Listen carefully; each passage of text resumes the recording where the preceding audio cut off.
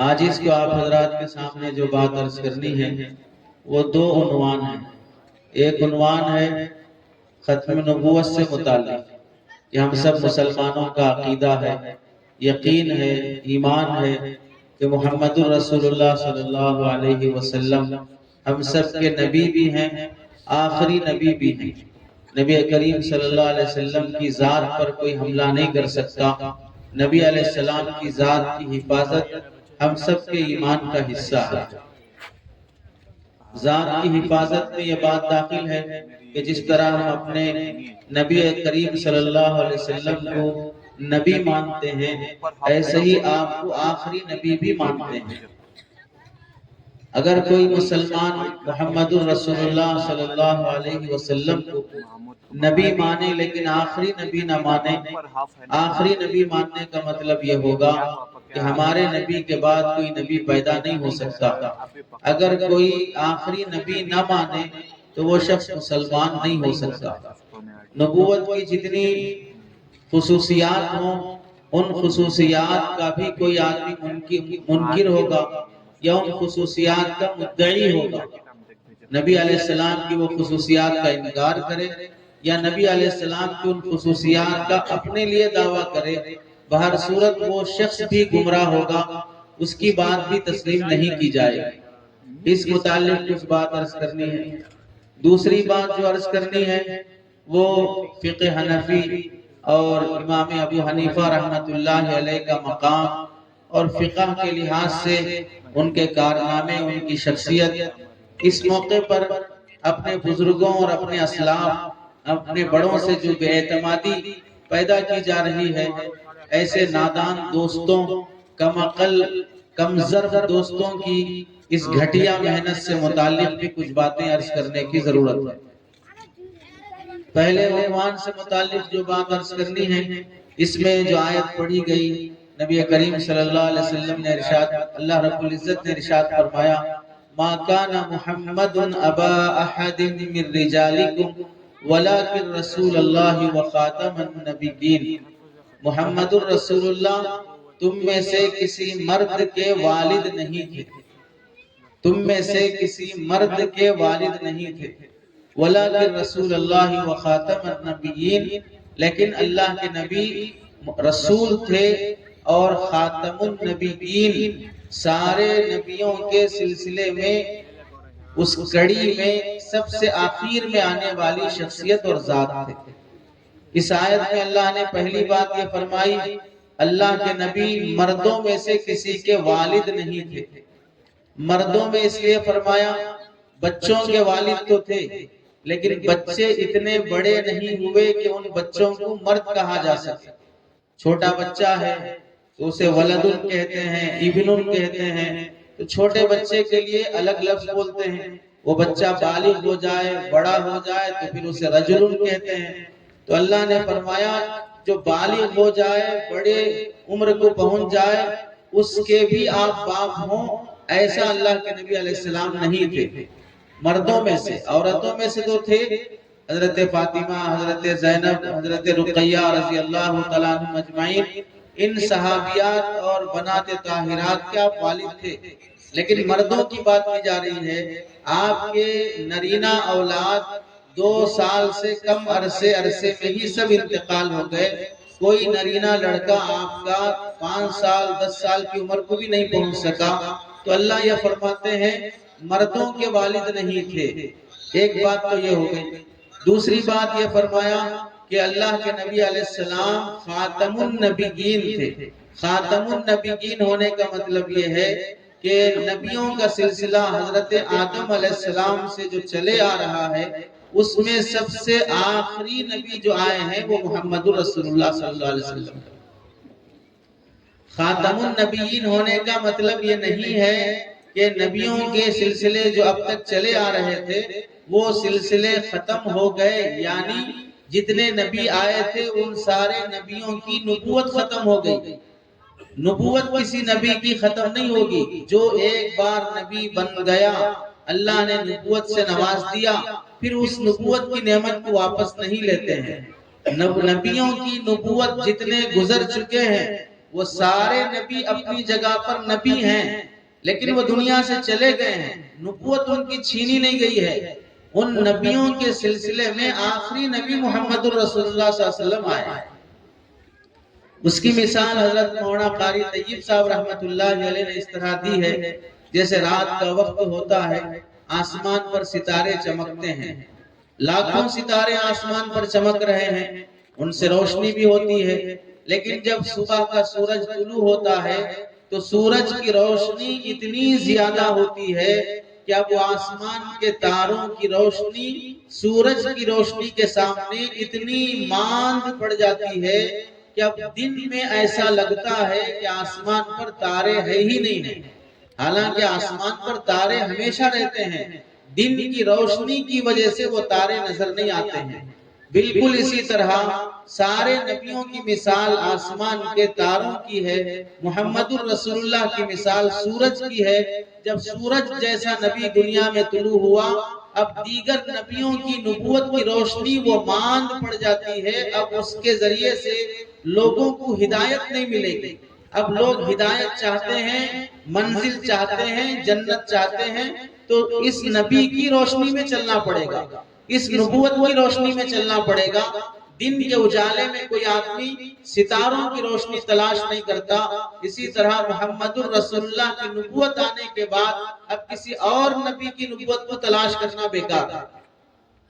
یہ مطلب ہے خاتم النبیین ہونے کا۔ ہم سب مسلمانوں کا عقیدہ یہ ہے اور ہونا چاہیے کہ جس طرح مسلمان ہونے کے لیے ایک اللہ کو ماننا ضروری ہے، اللہ کے ساتھ کسی کو شریک کرنا گناہ اور ناجائز ہے، اسی طرح محمد الرسول اللہ پر نبی ہونے کی حیثیت سے ایمان لانا ضروری ہے، اور اس کے ساتھ ساتھ آخری نبی ہونے کی حیثیت سے بھی ایمان لانا ضروری ہے۔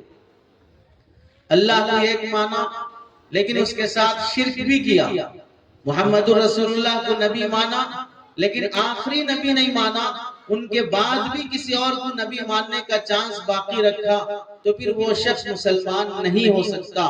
مسلمان ہونے کے لیے توحید میں جیسے شرک جائز نہیں ہے، رسالت میں بھی شرک جائز نہیں ہے۔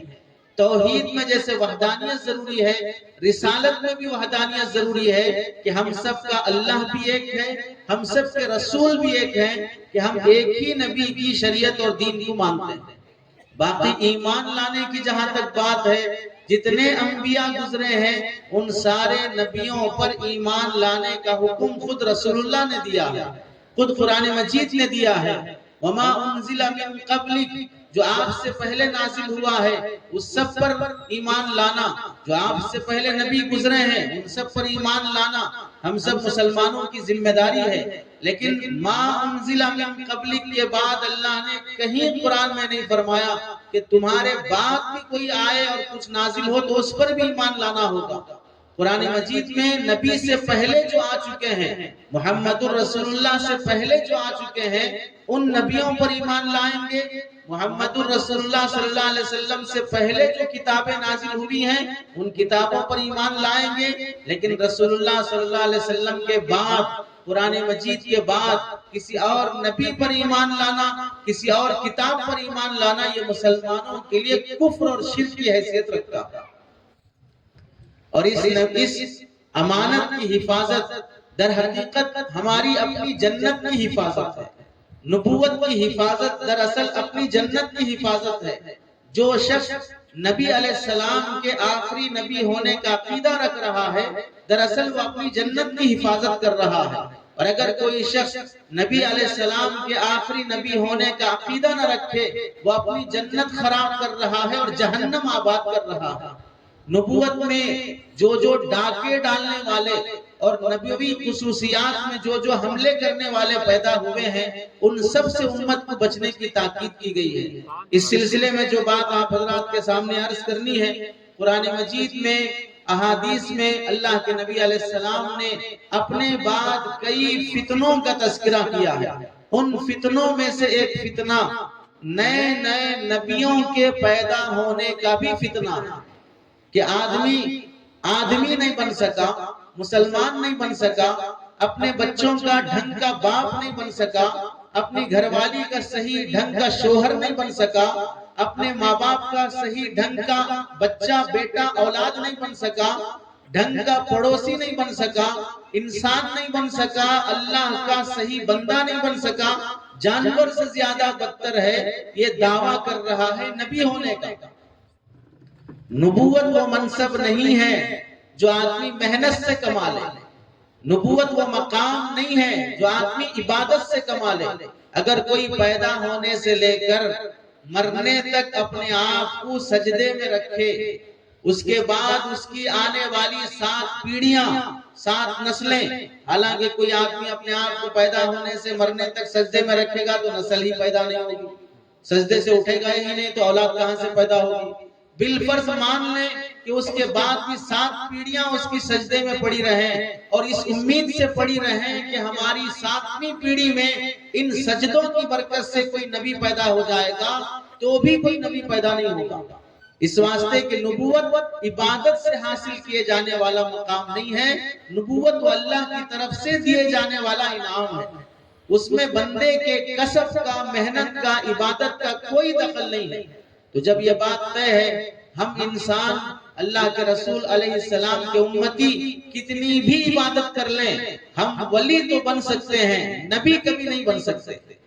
نبی بننا تو دور کی بات، نبی علیہ السلام کے صحابہ اکرام کا جو مقام ہے، ان صحابہ اکرام کے درجے کو بھی ہم نہیں پہنچ سکتے، چاہے ہماری ساری نسلیں سیدنا عبدالقادر جیلانی رحمت اللہ علیہ، جنید بغدادی رحمت اللہ علیہ، نظام الدین اولیاء رحمت اللہ علیہ، اتنے بڑے بڑے اولیاء کے مقام کو پہنچ جائیں، لیکن ان میں سے کوئی بھی صحابہ کے مقام کو نہیں پہنچ سکتا۔ جب صحابہ کے مقام کو نہیں پہنچ سکتا تو نبی علیہ السلام کے مقام کو کہاں سے پہنچے گا؟ اس واسطے یہ ذہن میں رہنا چاہیے کہ نبوت عبادت سے ملنے والی نعمت نہیں ہے، عبادت سے ولایت ملے گی لیکن نبوت کبھی نہیں مل سکتی ہے۔ اس مسئلے سے متعلق ہم لوگ جو فتنوں میں مبتلا ہیں یا فتنوں میں مبتلا کیے جا رہے ہیں، لوگ نئے نئے شبہات پیدا کر دیتے ہیں، نئے نئے شوشے چھوڑ دیتے ہیں، جس کی وجہ سے آدمی کے ایمان میں تزلزل پیدا ہو جاتا ہے۔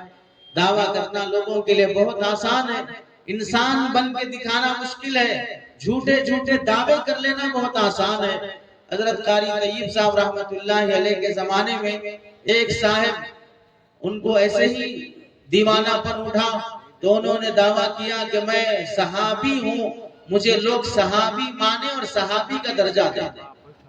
لوگ حیران ہو گئے، پوچھا بھئی رسول اللہ صلی اللہ علیہ وسلم کی دنیا سے پردہ فرمائے 1300-1400 سال ہو گئے، تم اب 1200-1300 سال کے بعد کیسے بولتے ہو کہ تم صحابی ہو؟ صحابی تو وہ ہے جو ایمان کی حالت میں رسول اللہ صلی اللہ علیہ وسلم کی صحبت پائی ہو، زندگی پائی ہو اور ایمان کی حالت میں اس کا انتقال ہوا ہو، تو وہ صحابی بنتا ہے۔ تم نے تو نبی کا زمانہ نہیں پایا، نبی کو ایمان کی حالت میں نہیں دیکھا، پھر صحابی ہونے کا دعویٰ کیسے کر رہے ہو؟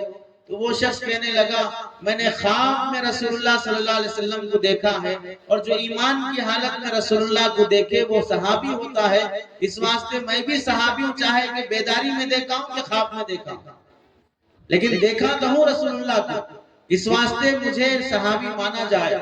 حضرت قاری طیب صاحب رحمت اللہ علیہ کے پاس مسئلہ آیا تو آپ نے اس بندے کو بلایا اور کہا کہ بھائی آپ جو صحابی ہونے کا دعویٰ کر رہے ہیں، رسول اللہ کو آپ نے کہاں دیکھا؟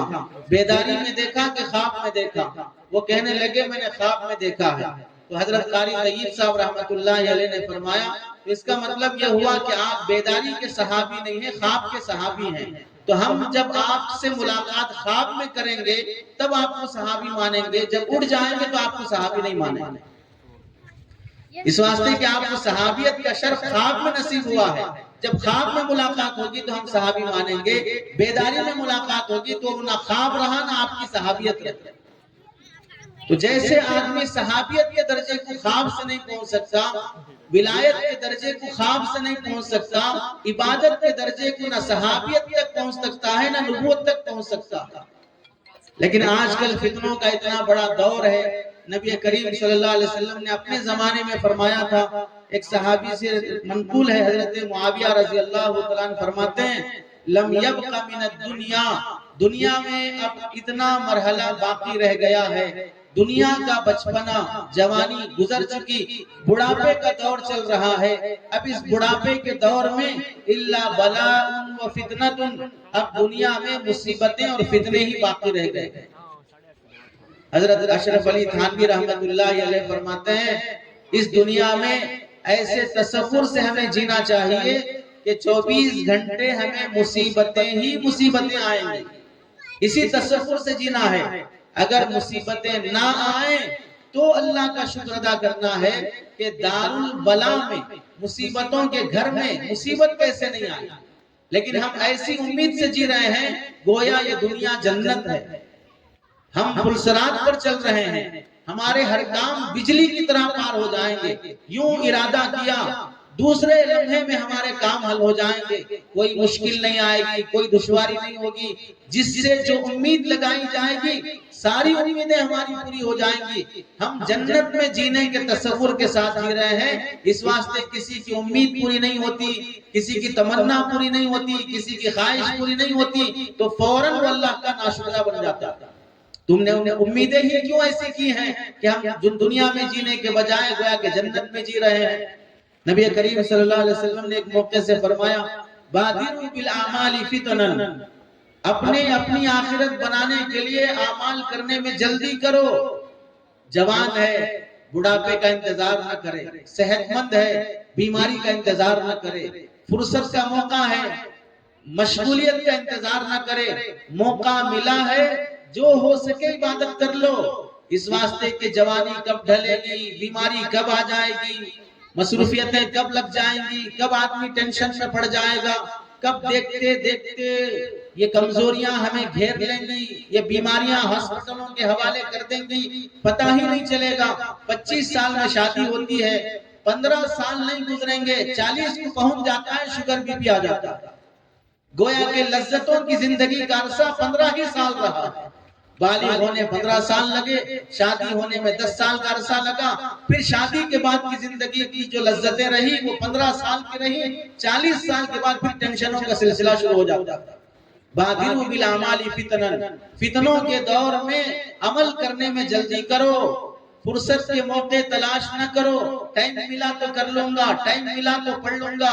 اس دنیا کا سب سے بڑا جھوٹ یہ ہے کہ میرے پاس ٹائم نہیں ہے، اس دنیا کا سب سے بڑا جھوٹ یہ ہے کہ میرے پاس ٹائم نہیں ہے، اس سے بڑا جھوٹ کوئی نہیں ہو سکتا میں بہت بزی ہوں، میں مصروف ہوں، میرے پاس ٹائم نہیں ہے۔ اس واسطے کہ دنیا میں جتنے بادشاہ گزرے، جتنے حکمران گزرے، جتنے دولت مند گزرے، جتنے فرعون اور قارون گزرے، سب کو 24 گھنٹے کا ہی سسٹم اللہ نے دیا تھا، اسی میں ان کی جنت بھی بنی ہے، اسی میں ان کی جہنم بھی بنی ہے، اسی میں ان کی قبر بھی بنی ہے۔ 24 گھنٹے سے زائد کسی کو ٹائم نہیں ملے گا۔ تو بادروا بالاعمال فتنا کقطع اللیل المظلم، فتنوں کا دور ایسا آنے والا ہے جیسا رات اندھیری ہو جاتی ہے تو آسمان پر کہیں اجالا نظر نہیں آتا، زمین اندھیرے سے بھر جاتی ہے، کہیں جانا ہو کہیں آنا ہو روشنی کے بغیر آیا جایا نہیں جا سکتا، ہر چیز اندھیرے میں گھر جاتی ہے۔ فتنے بھی کیسے گھیر لیں گے، کیسے گھیر لیں گے؟ یصبح الرجل مؤمنا ویمسی کافرا ویمسی مؤمنا ویصبح کافرا ویبیع دینہ بعرض من الدنیا، صبح کا مسلمان شام کافر، شام کا مسلمان صبح کافر، اپنی دنیا کی خاطر وہ اپنے ایمان کا سودا کر دے گا۔ کتنے لڑکوں لڑکیوں کے واقعات دیکھے سنے نہیں جا رہے ہیں، کالج پڑھنے والی لڑکیاں اپنے بوائے فرینڈ کی خاطر، اپنے عاشق کی خاطر، کالج پڑھنے والے لڑکے اپنی معشوقہ اور گرل فرینڈ کی خاطر باپ کی عزت، خاندان کی عزت، خاندان کی ناک مٹی میں ملا دی، ناک کٹوا دی، register marriage, court marriage, love marriage, اتنے سارے بے حیائی کے مناظر کہ شادی کی خاطر، خواہشات کی خاطر، اپنے کالج کی فیس کی خاطر، اپنے ایگزام فیس کی خاطر، اپنے میک اپ کے باکس اور ڈبے کی خاطر، اپنی آئس کریم کی خاطر، پارکوں میں گھومنے کی خاطر، اچھے اچھے کپڑوں کی خاطر، اچھے اچھے ہوٹلوں میں اور بائک میں کار میں بیٹھ کر اپنے بوائے فرینڈ کے ساتھ اپنی آوارگی عیاشی اپنی سہیلیوں پر جتانے کی خاطر اپنی ہوسکاریاں، ناجائز خواہشات غریب باپ پورا نہیں کر سکا، بیوہ ماں پورا نہیں کر سکی، اس واسطے بوائے فرینڈ کی تلاش ہو رہی ہے، کوئی مالدار مل جائے، دولت والا مل جائے، بائک والا مل جائے، آئی فون والا مل جائے، فور ویلر والا مل جائے، ذاتی مکان والا مل جائے، تو اس کے ساتھ رنگ رنگیلیاں مچاتے ہوئے، سگریٹ، شراب، نشہ شیئر کرتے ہوئے رنگے ہاتھ پکڑے جاتے ہیں، اور جب کوئی ڈانٹے تنبیہ کرے، برقعے میں ہو کر غیر کے ساتھ بیٹھ کے جا رہی ہو، حجاب اور نقاب میں ہو کر کسی غیر کو اپنا بوائے فرینڈ بنا رہی ہو، فوراً کہہ دیتی ہے برقعے سے تمہیں پریشانی ہے، برقع نکال دیتی ہوں، اب میں اپنے من کی رانی ہوں، آزاد ہوں، اب کیا کہو گے مجھے؟ کیا معلوم ہوا؟ یصبح الرجل مؤمنا ویمسی کافرا، صبح کا مسلمان شام کافر، شام کا صبح کافر، اپنی ناجائز خواہشات کی خاطر ایمان کا سودا کر دیا۔ ہر شہر سے، ہر گاؤں سے مسلمان بیٹیوں کے غیروں کے ساتھ جانے کے واقعات آئے دن پیش آتے ہیں، ماں باپ رو رہے ہیں، یہ رونا اس وقت رو لیتے جب علماء نے تنبیہ کی تھی کہ اپنی بیٹیوں کو ایجوکیشن سسٹم سے بچاؤ، اپنی بیٹیوں کو ایسے کالجز میں نہ چھوڑو جہاں پر بے حیا لڑکوں کا ساتھ صبح شام ہوتا ہو، ایسے اپنی بیٹیوں کو عیسائی مسنریز اسکولوں میں نہ چھوڑو، اپنی بیٹیوں کو تشدد پسند مسلم دشمن طاقتوں کی اسکولوں میں نہ چھوڑو، مسلم اسکولوں کا انتخاب کرو، حفاظت رکھو، اینڈرائڈ موبائل نہ دلاؤ، آنے جانے کے اوقات کی نگہبانی کرو، دوستیوں اور سہیلیوں کو جانچو کہ کن کا ان کا ساتھ ہے، کن سے ان کی دوستیاں ہیں، ان میں تو اندھا اعتماد کیا، اندھا بھروسہ کیا، میں جیسا پاک ہوں میری بیٹیاں بھی ویسے پاک ہیں، میں کتنا پاک ہوں، میری جوانی اگر اٹھا کر دکھا دی جائے تو پھر شرم کے مارے منہ دکھانے کے قابل اپنی اولاد کو نہیں رہے گا۔ اب آج سے 40 سال کا زمانہ جس میں وہ لوگ جو آج بڑھاپے میں ہیں، 40 سال پہلے تو وہ جوان رہے ہوں گے، 30 سال پہلے تو وہ جوان رہے ہوں گے، آج سے 30-40 سال پہلے کون سا انٹرنیٹ تھا، کون سا میڈیا تھا، کون سا یوٹیوب، گوگل، فیس بک، واٹس ایپ اور انسٹاگرام تھا، وہ سب نہیں تھے، پھر بھی ہماری جوانیاں داغدار رہی ہیں۔ اب اس زمانے میں جبکہ یہ طوفان بدتمیزی ہر طرف سے گھرا ہوا ہے، اب اس زمانے میں ہم اعتماد اپنی اولاد پہ کر رہے ہیں کہ میری بیٹیاں ویسی نہیں ہیں، میری اولاد ویسی نہیں ہے۔ فتنوں کا دور ہے، لمحوں میں آدمی اپنے ضمیر کا سودا کر لیتا ہے، لمحوں میں آدمی اپنے ایمان کا سودا کر لیتا ہے، حیا داؤ پہ لگ جاتی ہے، غربت انسان کو بستر بننے پہ مجبور کر دیتی ہے، اپنے آپ کو غیر کے حوالے کرنے پہ مجبور کر دیتی ہے۔ اس واسطے فتنوں کے دور میں اپنے ایمان کی، اپنی عزت کی، اپنے اعمال کی حفاظت کی فکر کرو۔ کمانا آسان ہے، بچانا مشکل ہے، عبادتیں آسان ہیں، عبادتوں کی حفاظت مشکل ہے، نسل جنم دینا آسان ہے، نسل کی تربیت مشکل ہے، وقت پر بارش نہ برسے، گاؤں دیہات میں فصل برباد ہوتی ہے، وقت پر تربیت نہ ہو تو پھر نسل برباد ہوتی ہے، فصل کی حفاظت نہ ہو کسان زہر کھا کے مر جاتا ہے، نسل کی تربیت نہ ہو تو ماں باپ کو سوسائڈ کرنا پڑے گا۔ اس واسطے وقت پر تربیت کی طرف توجہ دی جائے، آپ علیہ السلام کی اس بات پہ غور کیا جائے تو سمجھ میں آتا ہے فتنے ہر جگہ موجود ہیں، تجارت کا فتنہ، مال کا فتنہ، دولت کا فتنہ، عہدوں کا فتنہ، کرسی کا فتنہ، سیاست کا فتنہ، مسجدوں میں بھی فتنے ہو چکے ہیں، جماعتوں، جمعیتوں، تنظیموں، تحریکوں، ہر جگہ آزمائش سے گویا کہ مسلمان گزر رہا ہے۔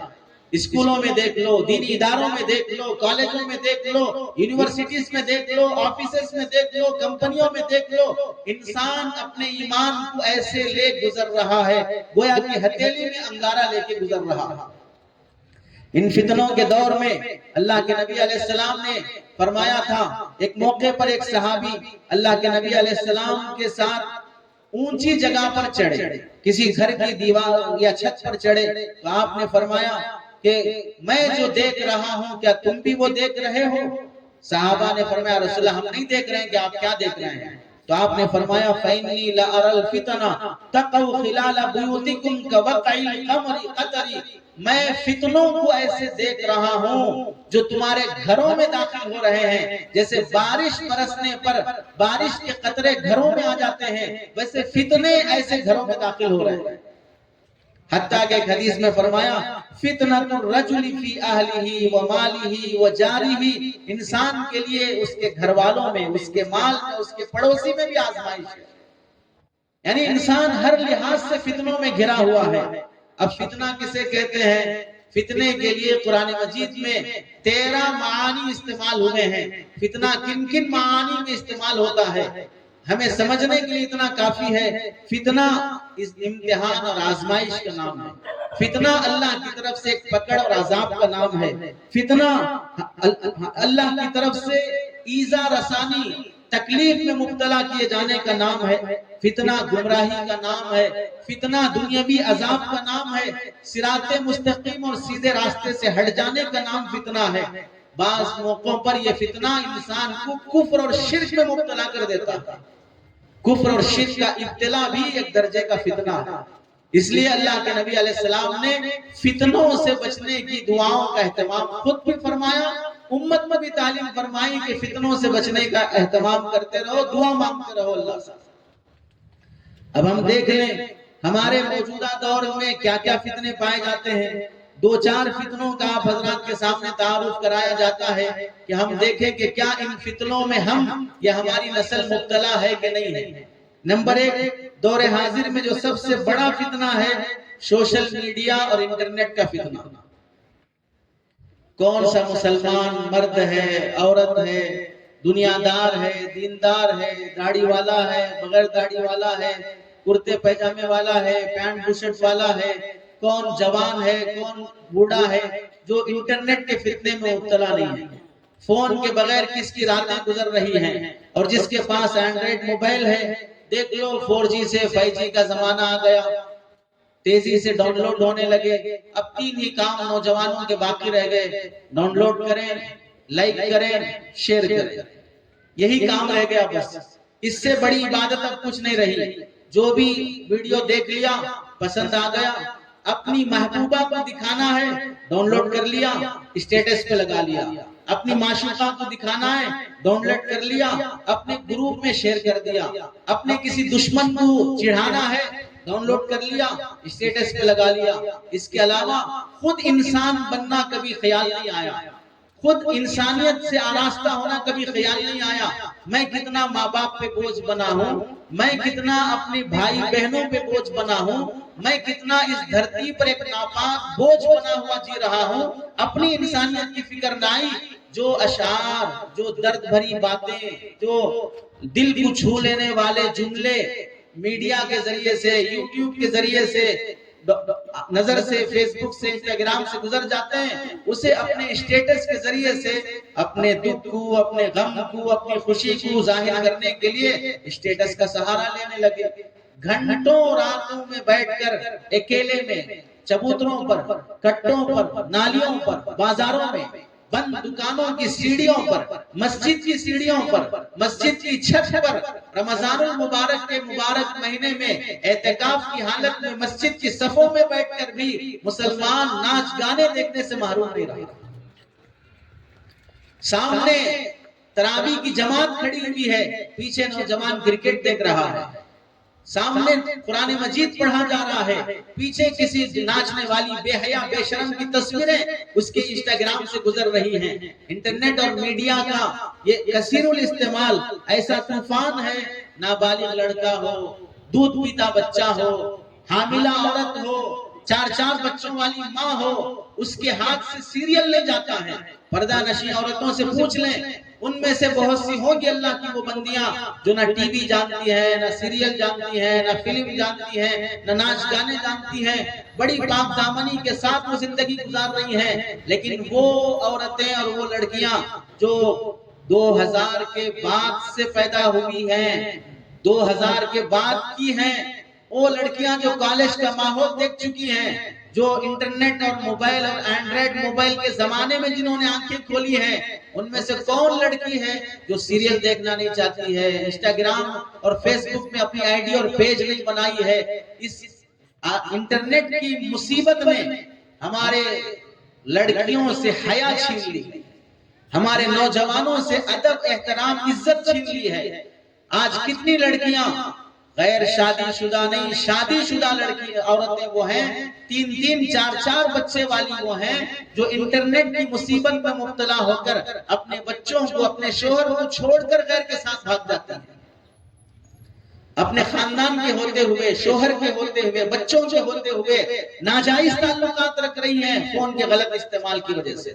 دیندار گھرانوں میں فون کے غلط استعمال سے لڑکی کی شادی بھی ہو جاتی ہے، ڈیٹنگ بھی ہو جاتی ہے، آؤٹنگ بھی ہو جاتی ہے، اس کے بعد پریگننسی بھی ہو جاتی ہے، اس کے بعد ابارشن بھی ہو جاتا ہے، اس کے بعد عزت مٹی میں مل بھی جاتی ہے، گھر والوں کو خبر بھی نہیں ہو پاتی کہ گھر میں کیا کیا طوفان بدتمیزی چل رہا ہے۔ اور یہ اعتماد ہے، یہ بھروسہ ہے کہ میری لڑکی ویسی نہیں ہے۔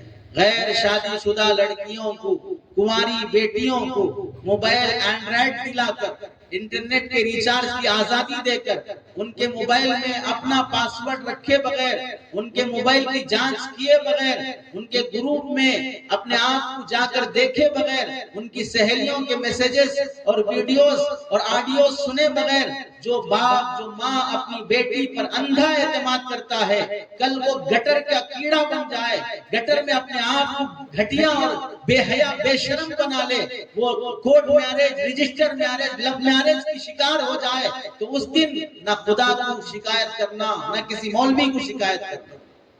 اس واسطے کہ اس کی بے حیائی کا راستہ، اس کی بد کرداری کا راستہ ہم نے فراہم کیا ہے موبائل کے ذریعے سے۔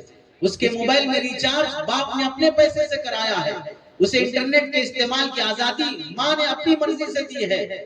بیٹی کی چال چلن باپ سے زیادہ ماں سمجھ سکتی ہے، بیٹی کے بننے سورنے کو، کالج جانے کے لیے تیار ہونے کو، اپنے دوستوں سے ہنستے مسکراتے بات کرنے کو، کالج سے گھر دیر آنے کو، رات دیر تک تنہائی میں بیڈ شیٹ اوڑھ کر اندر موبائل میں چیٹنگ کرنے کو کیوں ماں نے محسوس نہیں کیا؟ کیوں گھر کے باپ نے محسوس نہیں کیا؟ دکان کی اتنی ذمہ داریاں، کاروبار کی اتنی ذمہ داریاں، کمانے کا اتنا بوجھ کہ اولاد ہاتھ سے نکل جائے۔ پیسہ تو بچوں کی خاطر کمایا جاتا ہے تاکہ نسل کی تربیت ہو سکے، نسل کو کسی کی گود میں بٹھانے کے لیے اولاد جنم نہیں دی جاتی ہے، نسل کو حرام اولاد جنم دینے کے لیے پالا نہیں جاتا ہے، ناجائز تعلقات کے لیے چھوڑا نہیں جاتا ہے۔ یہ تربیت انٹرنیٹ کے غلط استعمال سے ختم ہو جاتی ہے۔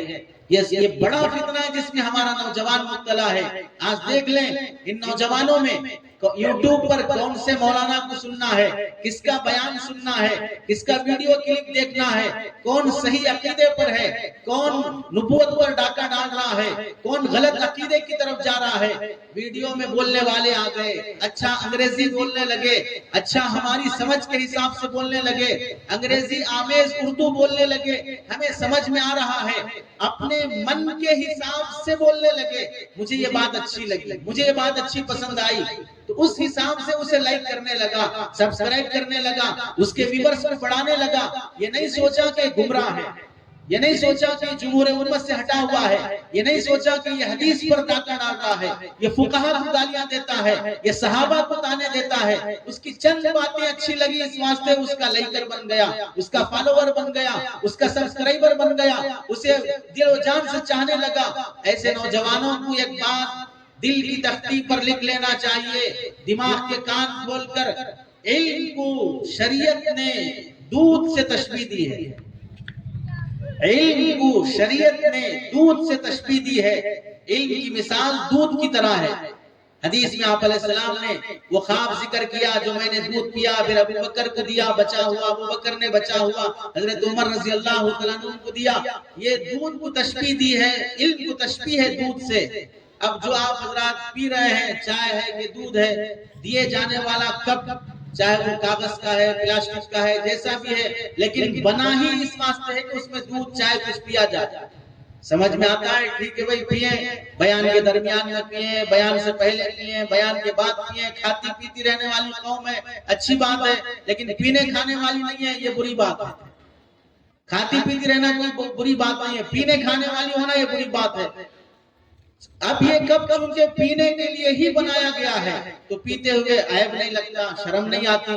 لیکن اگر یہی دودھ چائے جو پی رہے ہیں اگر باتھ روم کے لوٹے میں لا کر دیا جاتا تو کتنے شریف ہیں جو آگے بڑھ بڑھ کے اسے قبول کر لیتے، کتنے شریف ہوں گے جو اسے آگے بڑھ بڑھ کے قبول کر لیتے۔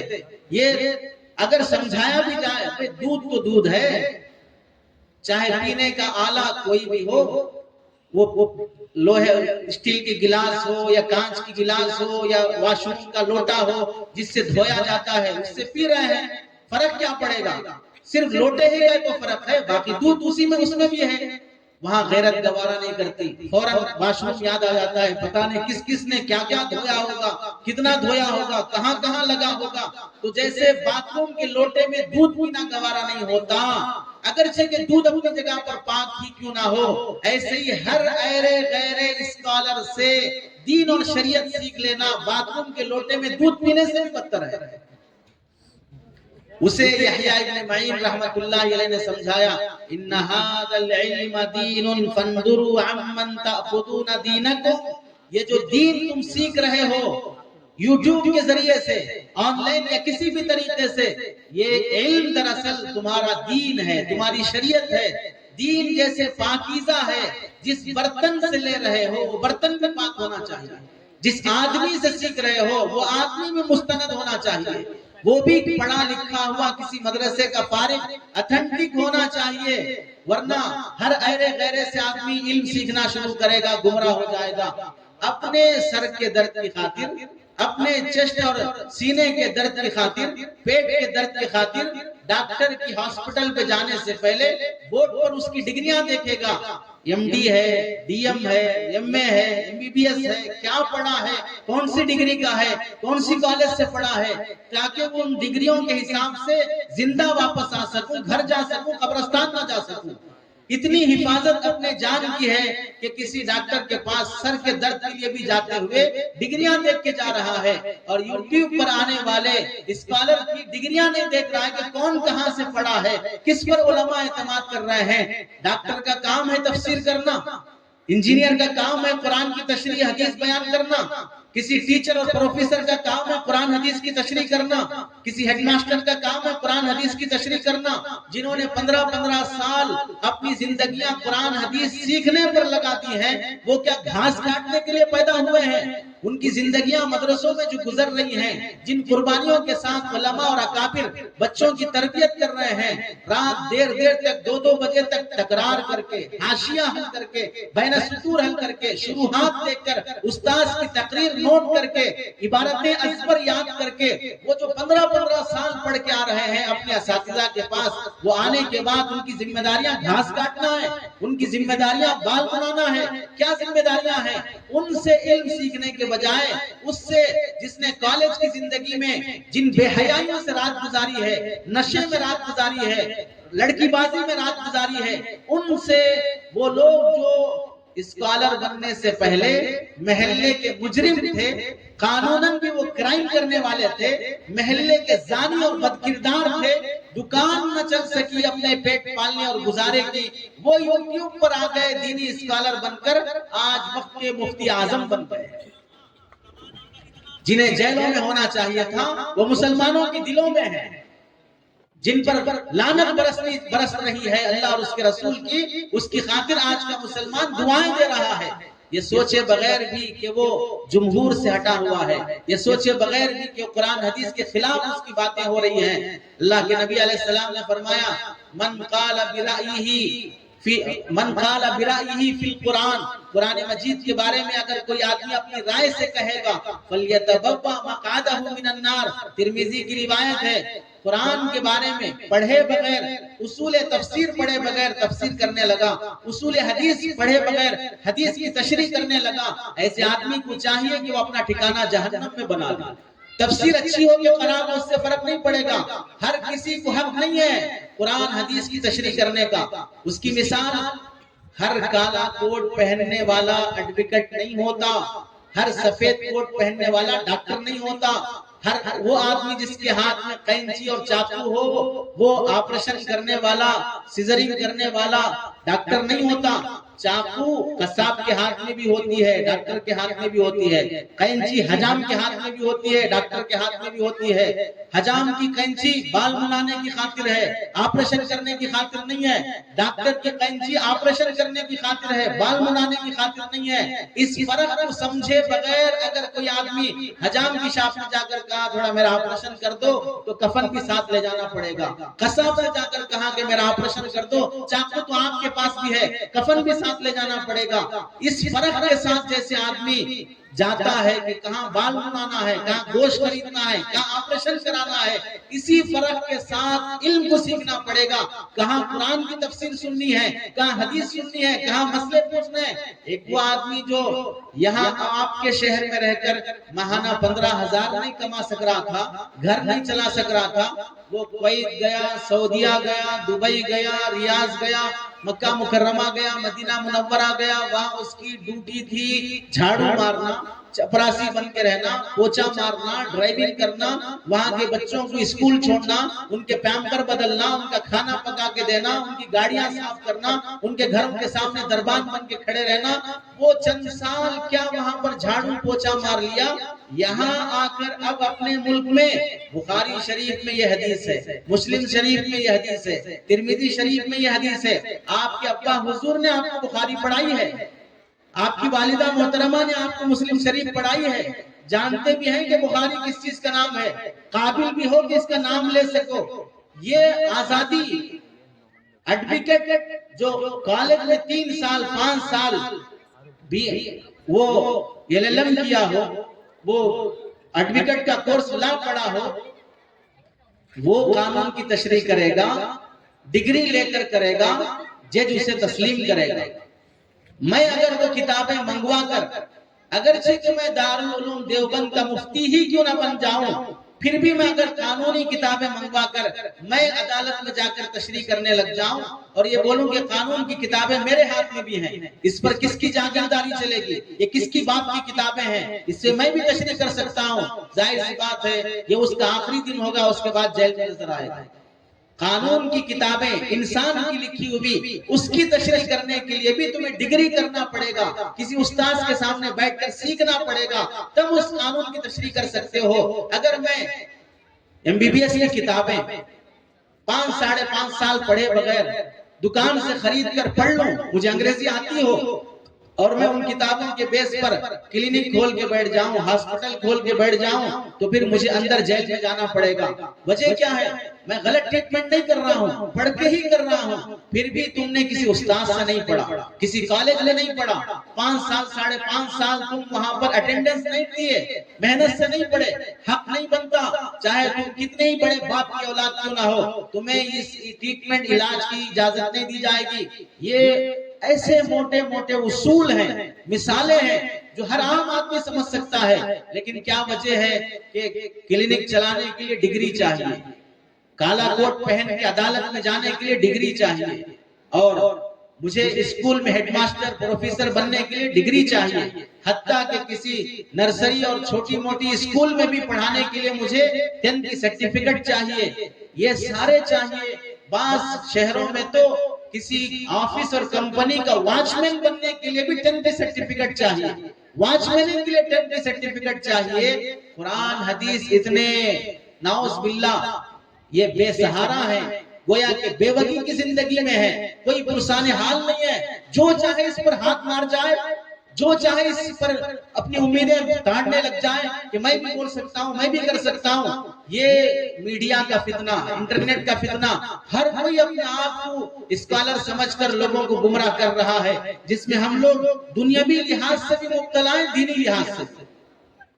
یہ جو سمجھایا گیا دینی لحاظ سے سمجھایا گیا, دنیاوی لحاظ سے اگر دیکھا جائے, ہمارے نوجوان لڑکوں لڑکیوں کی راتیں یوٹیوب پر, گوگل پر جو وہ دیکھ رہی ہیں تصویریں, جو وہ دیکھ رہے ہیں ویڈیوز, ننگے بدن والے, ننگی تصویریں, برہنہ لباس, اوپر سے لے کر نیچے تک کوئی کپڑا نظر نہیں آ رہا ہے, گھنٹوں ان تصویروں اور ویڈیوز میں نوجوان دیکھ دیکھ کر سو رہا ہے، شادی کی صلاحیت مر رہی ہے، بیوی کے حقوق ادا کرنے کی صلاحیت مر رہی ہے، بیوی کے ساتھ درندگی کے ساتھ پیش آ رہا ہے، جو ویڈیوز میں دیکھی ہوئی گندی تصویریں ہیں، گندی حرکتیں ہیں، وہ نظر ایسی دل دماغ پر چھا گئی۔ الیاذ باللہ، آج کل نوجوان اس میڈیا اور انٹرنیٹ کے غلط استعمال سے گھر کی بیٹی، گھر کی بہن، گھر کی ماں، گھر کی ساس، گھر کی سالی کو بھی اسی تصور سے دیکھ رہا ہے۔ جس تصور کے ساتھ اس نے ویڈیو میں دیکھا ہوگا، اس تصور کے ساتھ وہ گھر کی بیٹی بہوؤں کو دیکھ رہا ہے، وہ گھر کی محرموں کو دیکھ رہا ہے۔ یہ اتنا خطرناک فتنہ جس سے ایمان بھی جا رہا ہے، عزت بھی جا رہی ہے، حیا بھی جا رہی ہے۔ اس فتنے سے بچنے کی ہم سب مسلمان نوجوان لڑکوں لڑکیوں کی ذمہ داری ہے۔ دوسرا فتنہ ہے فیس بک کے استعمال کا فتنہ۔ موبائل دیکھ لیجئے، ہمارے پاس ایک تو موبائل ہونا، پھر اس میں انٹرنیٹ کا ہونا۔ موبائل کے لحاظ سے ہم دیکھ لیں، شاید 5 وقت کی نماز میں کوئی نماز ایسی خالی رہی ہوگی جس میں کسی کی گھنٹی نہ بجے۔ گھنٹی کا لفظ ہم نے درمیان میں احتراماً استعمال کر لیا، یوں بھی بول سکتے تھے 5 نمازوں میں سے کوئی نماز ایسی نہ ہو جس کی بجی نہ ہو۔ ہر کسی کی بجتی ہی رہتی ہے، یہ ہر کسی کا بجتا ہی رہتا ہے۔ نماز کا خشوع خضوع ختم، نماز کی قرات ختم۔ یہ میوزک حرام ہے، یہ میوزک حرام ہے۔ امام صاحب سے سورہ فاتحہ میں یا ضم سورہ میں غلطی ہو جائے، اس پر ببال مچ سکتا ہے، لیکن نماز کے دوران میرے گھنٹی بج جائے، گانے آ جائیں، میوزک آ جائیں، حرام ہو جائے نماز کے درمیان، لیکن کوئی مجھے ٹوک نہیں سکتا۔ مسجد پر اعلان لگا ہو، مسجد پر بورڈ لگا ہو، موبائل سائلنٹ کر لیجئے، بند کر لیجئے، معلوم ہے 10 منٹ کے لیے ہی آیا ہوں، اس سے زیادہ نہیں ٹک سکتا، یہاں پر اتنی مصیبت سے آیا ہوں، وہ 10 منٹ تو اللہ کے سامنے خشوع خضوع کے ساتھ گزرے، موبائل بند کرنے تیار نہیں ہوتا، سائلنٹ کرنے تیار نہیں ہوتا، وائبریشن پہ رکھے گا، آئے گا بھی تو لوگوں کو پتا نہ بھی چلے، مجھے تو چلے۔ جب وہ وائبریشن میں آئے گا تو یہ بھی وائبریشن میں آئے گا، یہ بھی ہلتے رہے گا، یہ بھی جھومتے رہے گا۔ تھوڑی دیر بھی اپنے آپ کو اللہ کے سامنے خشوع خضوع سے رکھنا نہیں چاہتا۔ موبائل کا فتنہ مسجدوں میں عام ہو چکا ہے۔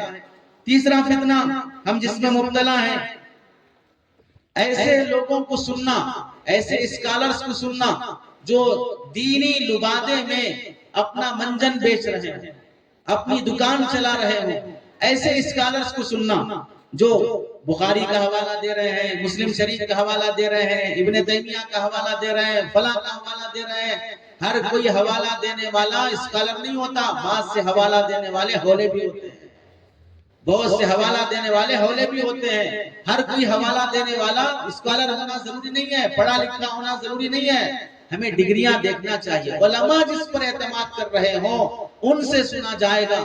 جیسے ہم دیکھ لیں کوئی ڈاکٹر مارکیٹ میں اچھا آیا، اچھا علاج کر رہا ہے، 10 لوگ اس کے پاس گئے، ٹریٹمنٹ ہوا، صحت ملی، تو لوگ بولتے رہتے ہیں فلاں ڈاکٹر کے پاس جاؤ، فلاں ہاسپٹل جاؤ، اچھا دیکھتا ہے، فیس تھوڑی زیادہ ہے لیکن صحیح دیکھتا ہے۔ مریض بھی اگر گواہی دے دے تو ہمیں ہاسپٹل اور ڈاکٹر پر بھروسہ آ جاتا ہے۔ پھر کیا وجہ ہے؟ علماء گواہی دے رہے ہیں پھر بھی ہمیں اپنے عالم پر بھروسہ نہیں آ رہا۔ علماء صاف بتا رہے ہیں کہ یہ جھوٹا ہے، یہ مکار ہے، ان کی باتیں سنی نہیں جائیں گی، یہ قرآن حدیث بیان کرنے کے قابل نہیں ہے، پھر بھی ان سے ہم قرآن حدیث سیکھنا چاہتے ہیں۔ اس مرض سے ہمیں بچنا چاہیے۔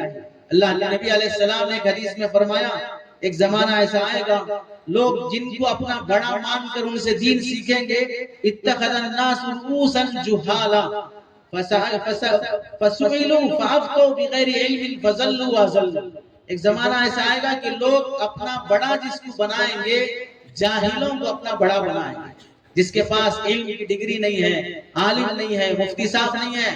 اب لوگ درمیان میں بولتے ہیں قرآن حدیث اللہ اور اس کے رسول کا ہے، کسی کے باپ کی جاگیر نہیں ہے، اس واسطے قرآن حدیث پر کیا صرف علماء کا، مفتیان اکرام کا ہی حق چلے گا؟ ہم اللہ کے بندے ہیں تو ہمارا بھی حق ہے قرآن حدیث پر، صرف ان کا حق تھوڑی ہے۔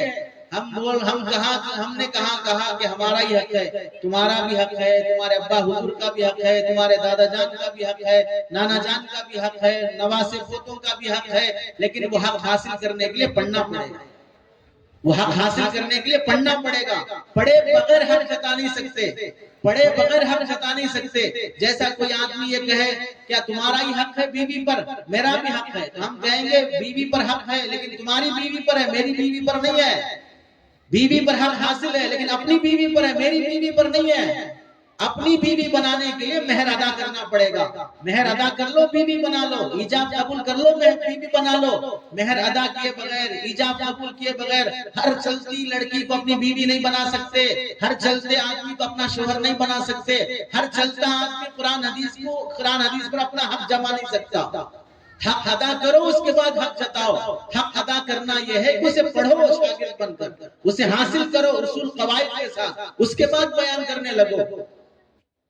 اللہ کے نبی علیہ السلام نے فرمایا ایک جگہ پر کہ ایک زمانہ ایسا آئے گا کہ لوگ فتنوں میں ایسے مبتلا ہوں گے، اندھے بن جائیں گے، بہرے بن جائیں گے کہ انہیں کدھر دعوت دی جا رہی ہے انہیں سمجھ میں نہیں آئے گا. پھر وہ اس دعوت کو قبول کریں گے کہ نام فتنۃ عمیاء ثم علیہا دعاۃ علی ابواب جہنم من اجابہم الیہا قذفوا فیہا. جہنم کے دروازے پر بہت سے دینی اسکالر کھڑے ہوئے ہیں، داڑیاں بھی ہیں، پگڑیاں بھی ہیں، نمازیں بھی ہیں، دینی لبادیں بھی ہیں، لیکن وہ جہنم کے دہانے پر کھڑے ہوئے ہیں. جو ان کے ان ظاہر کو دیکھ کر ان کی بات مانے گا قذفوا فیہا، اللہ کے نبی فرماتے ہیں ان سب کو جہنم میں ڈالا جائے گا. اس واسطے اللہ نے جن کو یہ ذمہ داری دی ہے قرآن حدیث پڑھ کر سمجھانے کی، ان کی بات سنی جائے. اور ایک جگہ پر آپ علیہ السلام نے فرمایا لیس من امتی من یبجل کبیرنا ویرحم صغیرنا ویعرف لعالمنا حقہ.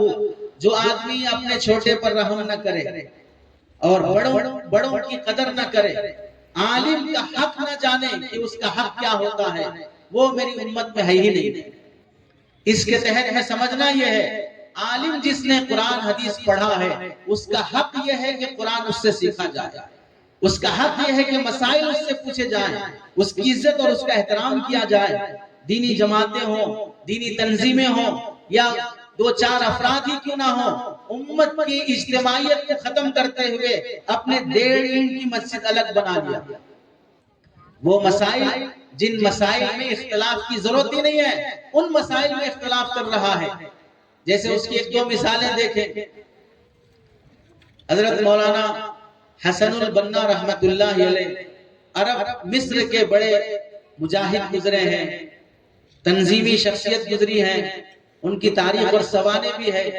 ایک مسجد میں گئے تو دیکھا کہ ایک مسجد میں 2 جماعتیں چل رہی ہیں. رمضان المبارک کا مہینہ ہے، ایک جماعت 20 رکعت تراویح پڑھ رہی ہے، دوسری جماعت 8 رکعت تراویح پڑھ رہی ہے. 2 جماعتیں چل رہی ہیں. حسن البنا رحمت اللہ علیہ نے دیکھ کے فرمایا، ان لوگوں کو نماز سے فارغ ہونے کے بعد بلا کر یہ پوچھا تراویح کی نماز فرض واجب ہے کہ سنت ہے؟ تراویح کی نماز واجب ہے کہ سنت ہے؟ تو سب نے کہا کہ سنت ہے، سنت نفل میں شامل ہوتی ہے. سب نے کہا سنت ہے. امت کی اجتماعیت ایک بنا کر رکھنا، ٹوٹنے نہ دینا، یہ سنت ہے کہ واجب ہے؟ امت کی اجتماعیت کو جوڑ کر رکھنا، بکھرنے نہ دینا، یہ سنت ہے کہ واجب ہے؟ تو سب نے کہا کہ واجب ہے. وَاعْتَصِمُوا بِحَبْلِ اللَّهِ جَمِيعًا، اللہ کی رسی کو مضبوطی سے تھامے رہو، ایک مسلمان بنے رہو. سارے مسلمان ایک جسم کے لحاظ سے ہیں. جب ایک عضو کو تکلیف پہنچتی ہے تو دوسرا درد محسوس کرتا ہے. کتنی دلیلیں ہیں اجتماعیت کی. تو امت کی اجتماعیت تو واجب چیز ہے. تو حضرت حسن البنا رحمت اللہ نے فرمایا جب اجتماعیت واجب ہے تو کیا اچھا ہوتا کہ 8 والے بھی 20 کے ساتھ شامل ہو جاتے، ایک جماعت نظر آتی، ایک جماعت نظر آتی. لیکن تم نے اپنی جماعت الگ بنائی، دوسروں کی جماعت الگ کرنے دی. بڑی جماعت سے، اجتماعیت سے تم نے اپنے آپ کو الگ کر لیا. اس سنت کی خاطر واجب کو چھوڑ دیا. بھلا وہ سنت کیا ہدایت کا سبب بنے گی جس سنت سے واجب چھوٹ رہا؟ وہ سنت کیا ہدایت کا سبب بنے گی جس سنت سے واجب چھوٹ رہا؟ جماعت سے نماز پڑھنا واجب ہے. آپ علیہ السلام نے کیا فرمایا؟ جماعت کی نماز کی جو تاکید فرمائی ہے گھر میں جو نماز پڑھتے ہیں جماعت چھوڑ کر، من کرتا ہے کہ یہاں جماعت کھڑی کر دی جائے اور ان کے گھروں کو جلا دیا جائے جو گھروں میں نماز پڑھ رہے ہیں، مگر چونکہ عورتیں بھی گھروں میں ہوتی ہیں، عورتوں پر جماعت کی نماز واجب نہیں ہے، اس واسطے انہیں چھوٹ دی جا رہی ہے۔ یہاں غور کریں آپ اس حدیث میں، جو لوگ گھروں میں نماز پڑھ رہے ہیں جماعت چھوڑ کر، ان کے گھروں کو جلانے کی وعید سنا رہے ہیں آپ علیہ السلام۔ کیوں بھائی؟ اگر مسجد کی جماعت ہو جائے، ہم دوسری بار آ کر جماعت کر لیں گے، جماعتیں ثانیہ کر لیں گے، تو گھروں کو جلانے کی ضرورت کیا ہے؟ دوسری جماعت بن سکتی ہے۔ وہ بے نمازی تو نہیں ہے جو گھر میں رہ رہے ہیں۔ کیا فرمایا؟ جو گھر میں نماز پڑھ رہے ہیں، مطلب ہے کہ وہ بے نمازی نہیں ہے، نمازی ہی ہے، وہ نماز نہیں چھوڑ رہے ہیں، لیکن جو مسجد کی محلے کی جو پہلی جماعت ہے اس میں شامل نہیں ہو رہے ہیں، تو آپ علیہ السلام نے فرمایا کہ ان کے گھروں کو جلانے کا من کر رہا ہے۔ علماء نے کیا لکھا ہے؟ اگر مسجد کے محلے کی مسجد کی جماعت چھوڑ کر دوسری جماعت بنانے کی اجازت ہوتی تو آپ یہ وعید ہی نہ فرماتے، کیونکہ آ کر وہ دوسری جماعت بنا سکتے تھے۔ لیکن ہم نے کیا شروع کیا؟ سعودیہ میں دیکھ کے آیا، کویت میں دیکھ کے آیا، فلاں جگہ پہ دیکھ کے آیا۔ بھائی ہم کہتے ہیں دیکھے کس کو ہو، اپنے ہی جیسے حولے کو دیکھ کے آئے ہو، اپنے ہی جیسے بے دین کو دیکھ کے آئے ہو، وہاں کے علماء کو دیکھتے، وہاں کے مفتیان اکرام کو دیکھتے، وہاں کے دینی اسکالرز کو دیکھتے، تو پھر تم سمجھ سکتے شریعت کیا ہے۔ اپنے ہی جیسے کسی انپڑھ کو دیکھ کے آئے اور کہنے لگے کہ وہاں میں نے دیکھا تو یہاں بھی میں کروں گا۔ اب تک سنی مسلمان تھے، اب بصری مسلمان ہو گئے، پہلے سن کے عمل کرتے تھے، اب دیکھ کے بدلنے لگے۔ قرآن حدیث ہمارے لیے معیار ہے یا کسی علاقے کے مسلمان ہمارے لیے معیار ہے؟ قرآن حدیث کی دلائل ایک روایت بھی ہمیں نہیں ملتی جس میں سرکار دو عالم صلی اللہ علیہ وسلم کی جماعت چھوٹی ہو اور آپ نے اس جماعت کے چھوٹنے پر دوسری جماعت بنا کر نماز پڑھی ہو، اللہ ہے کہ اپنے پیچھے نفل پڑھنے والوں کو تو کھڑا کیا۔ صلاۃ المتنفل خلف المفترض، یہ تو ثابت ہے کہ پیچھے نفل پڑھ رہا ہے اور سامنے فرض پڑھ رہے ہیں، لیکن صلاۃ المفترض خلف المفترض کہ فرض پڑھنے والا فرض پڑھنے والے کے پیچھے دوسری جماعت سے پڑھے، ایک حدیث محدثین کو نہیں ملتی ہے۔ اور علاقے کی نوعیت کے لحاظ سے علماء یہاں پر ہندوستان میں مدارس میں بخاری شریف کا ہو، حدیث کی کتابوں کا ہو، قرآن کی تفسیر کا ہو، جو حق ادا کر رہے ہیں، ان سب کی محنتوں کی ناقدری اور اپنے ہی جیسے داڑھی منڈائے ہوئے، اپنے ہی جیسے دین سے دور اور بیزار ان لوگوں کی باتوں کو نقل کر کے علماء سے حجت بازی کرنے لگے۔ تو آپ علیہ السلام کی اس حدیث کو سمجھنا چاہیے، وَلَمْ يَعْرِفْ لِعَالِمِنَا حَقَّهُ، اپنے عالم کا حق نہیں جانا، وہ ہم میں سے ہو ہی نہیں سکتا۔ اسی واسطے ہمیں ایسے ماحول میں سمجھنا چاہیے۔ اس کی مثال دیکھیں، امت کی اجتماعیت کو برقرار رکھتے ہوئے ایک واقعہ حضرت یوسف صاحب رحمت اللہ علیہ نے حیات الصحابہ میں نقل فرمایا ہے۔ حضرت عثمان غنی رضی اللہ تعالیٰ عنہ کا زمانہ ہے، خلافت آپ کی ہے، حج کا موسم ہے، آپ کی دو بیویاں تھیں، ایک منی میں مقیم تھی اور ایک مدینہ منورہ میں مقیم تھی۔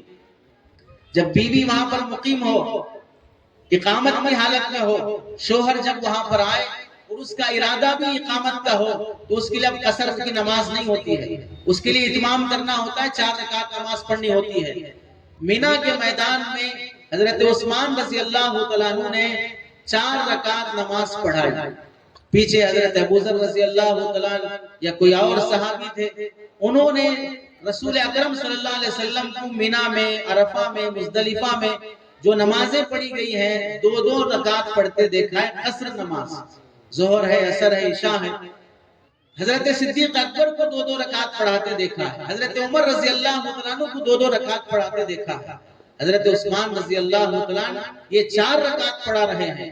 تو آپ نے تنبیہ کی حضرت عثمان رضی اللہ عنہ کی اور فرمایا کہ میں نے ان سب مقدس شخصیات کو حج کے موسم میں یہاں 2 رکعت پڑھاتے دیکھا اور آپ 4 پڑھا رہے ہیں۔ ظاہر سی بات ہے یہ اپنے نبی کو دیکھے ہوئے عمل کے خلاف تھا، تو برداشت نہیں ہوا، خلیفہ کو ڈانٹ دیا۔ حضرت عثمان رضی اللہ عنہ نے جواب نہیں دیا یا وضاحت کر دی کہ میرا یہاں پر اقامت کا معاملہ ہے، اس واسطے 4 رکعت ہے۔ نماز جب کھڑی ہوئی تو حضرت ابوذر رضی اللہ تعالیٰ عنہ بھی حضرت عثمان رضی اللہ تعالیٰ عنہ کے ساتھ نماز 4 رکعت پڑھنے کے لیے ابتدا میں پہلی صف پہ کھڑے ہوئے. جو 2 سے 4 پہ ڈانٹ رہے ہیں، نبی کو پڑھتے نہیں دیکھا ہے اور حضرت عثمان پڑھا رہے ہیں، پسند نہیں آ رہا ہے، تنبیہ بھی کر دی ہے، لیکن جب جماعت کھڑی ہو گئی تو ساتھ میں شامل ہو گئے. اپنے اس مسئلے کو چھوڑ دیا جو نبی علیہ السلام اور شیخین کو دیکھا تھا، حضرت عثمان کی اتباع کر لی. نماز کے بعد ہم جیسے کسی شرپسند نے حضرت ابوذر سے فرمایا رضی اللہ تعالیٰ، آپ کے پاس تو رسول اللہ کا عمل تھا، حضرت ابوبکر حضرت عمر رضی اللہ عنہما کا عمل تھا، پھر آپ 4 رکعت کی اقتدا کے لیے کیوں حضرت عثمان کے پیچھے کھڑے ہو گئے؟ آپ الگ سے 2 رکعت کی جماعت بنا لیتے، الگ سے پڑھ لیتے، آپ کے پاس تو دلیل تھی. حضرت ابوذر رضی اللہ عنہ نے کیا فرمایا؟ ابوذر کے لیے عثمان کے پیچھے 2 رکعت پڑھ لینا آسان ہے، بمقابل اس کے کہ امت کی اجتماعیت کو توڑ دیا جائے، امت کے اندر انتشار پیدا کر دیا جائے، امت کی اجتماعیت کو بکھیر دیا جائے. اس گناہ کے مقابلے میں 2 رکعت زیادہ پڑھ لینا ابوذر کے لیے آسان ہے. ہم دیکھیں کن مسئلوں پر امت کی اجتماعیت کو ختم کیا جا رہا ہے، کون کون سے مسائل اچھالے اور چھیڑے جا رہے ہیں، جن فتنوں میں ہم لوگ مبتلا کیے جا رہے ہیں. ہمارے آس پاس کے دوست و احباب، ایک گوہر شاہی کا فتنہ ہے. پڑوس ملک میں پیدا ہوا ایک شخص، اس کے والد بھی مر گئے، چونا بیچا کرتے تھے، گھر پرچون کی دکان چلاتے تھے، عملیات کرتے تھے، کچھ نہیں ہو سکا. پھر بیٹا بھی اپنی زندگی نبھا نہیں سکا، کئی سال ادھر ادھر ملکوں میں گھومتا رہا. پھر آخر میں عملیات شروع کیا، تعویذ گنڈے شروع کیا، اس کے ذریعے سے علاج معالجہ نہیں ہو سکا. پھر ایک انجمن قائم کی، انجمن سرفروشان اسلام کے نام سے.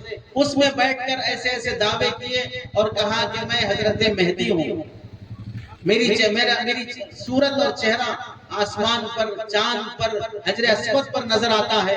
ویڈیو میں دکھانے لگا، دیکھو چاند میں جو شکل دکھ رہی ہے یہ میری ہے، حجر اسود میں جو دکھ رہی ہے میری ہے.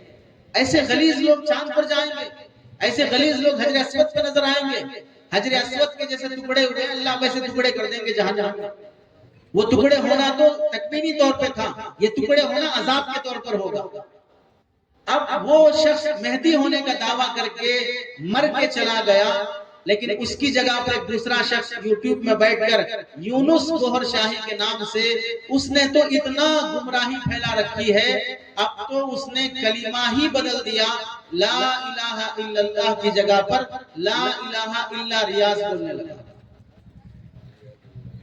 ریاض گوہر شاہی جو مر کے گیا ہے، اس کا شاگرد اور اس کا چیلا کلمہ ہی بدل کر لا الہ الا ریاض بولنے لگا، اور اس کے کلمے کی ورد لوگ گھروں میں بیٹھ کے کلمے کی تسبیح پڑھ رہے ہیں، لا الہ الا ریاض. یہ دین ہے، یہ شریعت ہے. کس سے لوگ سیکھ رہے ہیں؟ حتیٰ کہ ایک ویڈیو میں نے دیکھا جس میں وہ صاحب بول رہا ہے کہ اللہ نے بھی ایک بار میرے معبود، نعوذ باللہ، اور ریاض گوہر شاہی کے بارے میں بول رہا ہے، میرے معبود ریاض گوہر شاہی سے اللہ نے ایک بار ملاقات کی، اور جب الوہیت کی بات ہونے لگی تو میرے معبود نے پوچھا کہ اللہ آپ مجھے کیا سمجھتے ہیں؟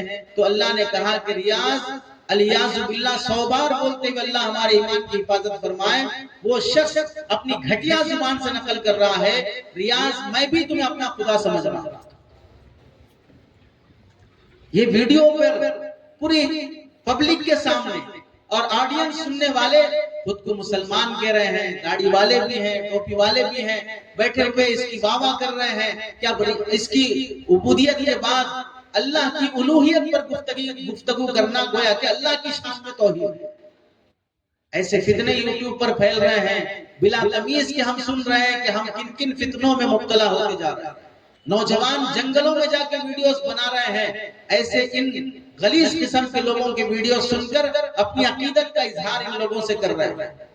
ایک فتنہ ہے شکیل بن حنیف کا، بہار کا پیدا ہوا، کبھی ٹوکریاں بیچنے لگا، کبھی گھروں میں ٹیوشن پڑھانے لگا، کبھی تبلیغی جماعت میں گیا، کبھی گھروں میں جا کر الیکٹریشن کا کام کرنے لگا، کوئی دکان نہیں چل سکی، پھر ہوتے ہوتے اپنے کو مہدی ہونے کا بھی دعویٰ کر رہا ہے، اپنے کو حضرت عیسیٰ ہونے کا بھی دعویٰ کر رہا ہے۔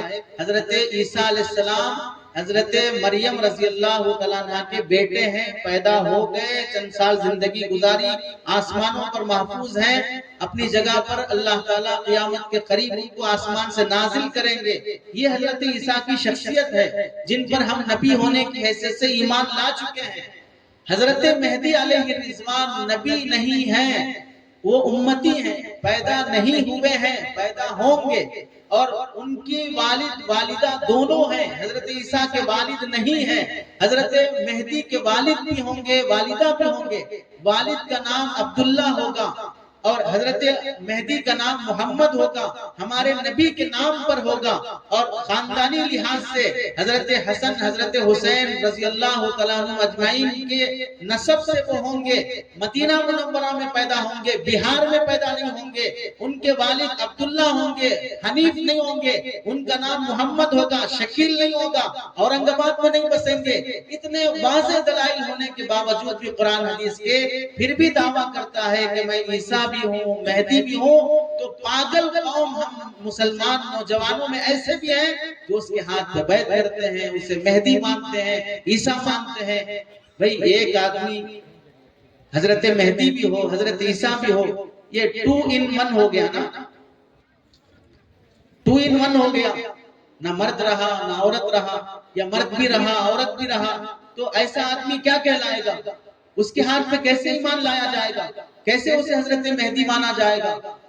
داڑیاں بھی رکھ رہے ہیں، نمازیں بھی پڑھ رہے ہیں، ہماری صفوں میں اٹھتے بیٹھتے بھی ہیں۔ سمجھایا جائے کہ اللہ کے بندوں، یہ جیسا غلیظ دعوے کر رہا ہے، ایسے دعوے کرنے والے دسیوں لوگ پیدا ہو کر مر بھی گئے، مہدی ہونے کے دعوے کرتے کرتے مر بھی گئے۔ حضرت مہدی آج تک نہیں آئے ہیں۔ حضرت مہدی کا انتظار نہ کرو، اپنے اعمال کی فکر کرو۔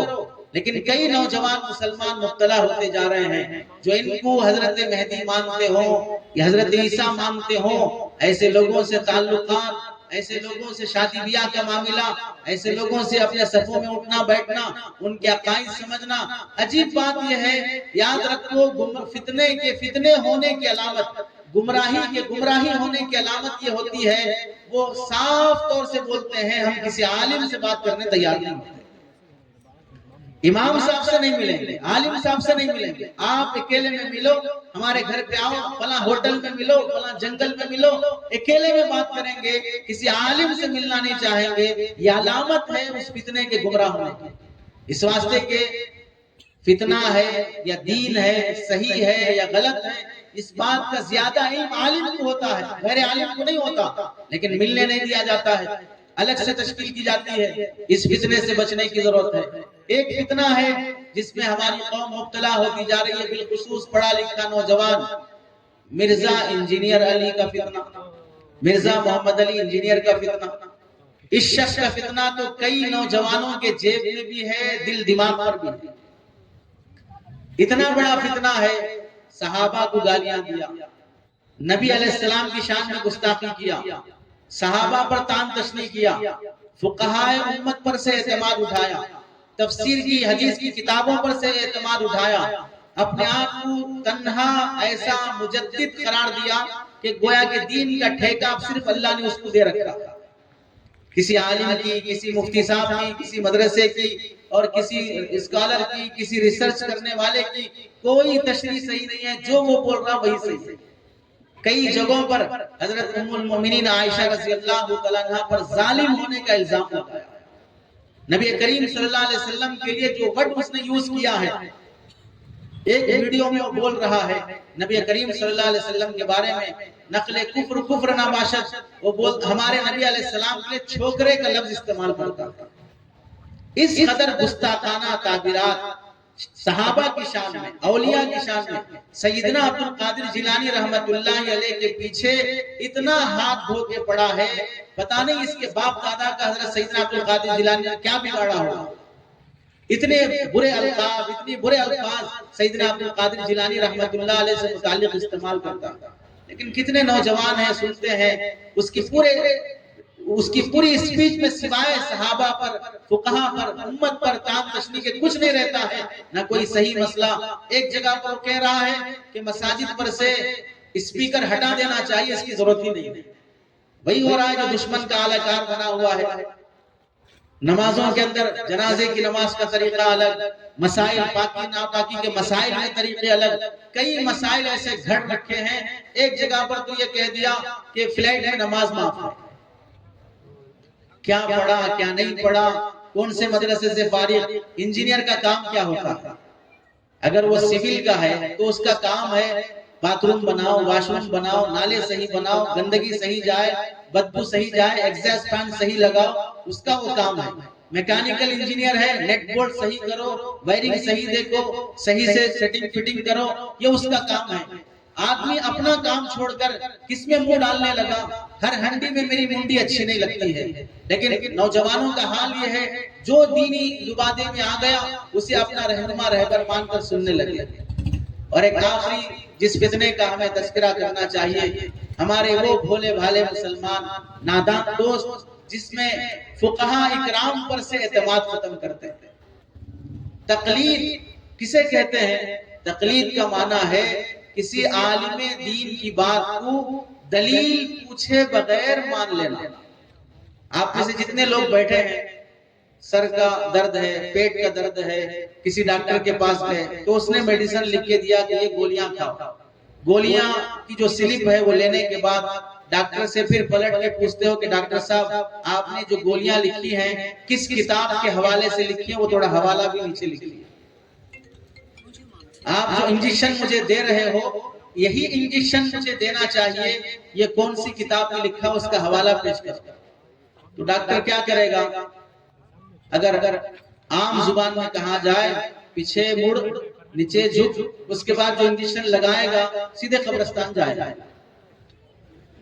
وہاں ڈاکٹر کے سامنے میڈیسن کی سلپ لینے کے بعد حوالہ نہیں پوچھتا، کیوں؟ اعتماد ہے ڈاکٹر پر، کیا دیکھ کر؟ ڈگری دیکھ کر۔ بالکل اسی طرح عام آدمی جب کسی عالم کے پاس، مفتی صاحب کے پاس آتا ہے تو پھر وہ مسئلہ بتائیں تو ان کی ڈگری معلوم ہے، مفتی صاحب ہیں، یہ مولانا صاحب ہیں، یہ قاسمی ہیں، یہ رشادی ہیں، یہ مظاہری ہیں، یہ ندوی ہیں، فلاں کی سند لگی ہے ان کے ساتھ، یہ نسبت بتا رہی ہے کہ یہ ڈگری موجود ہے۔ اب جو بتائیں گے پڑھ کر ہی بتائیں گے۔ یہ شرک کہاں سے ہو گیا؟ یہ شرک کیسے ہو گیا؟ سر عام بولنے لگ گئے کہ تقلید شرک ہے، اللہ کے علاوہ کسی اور کی مانی جا رہی ہے۔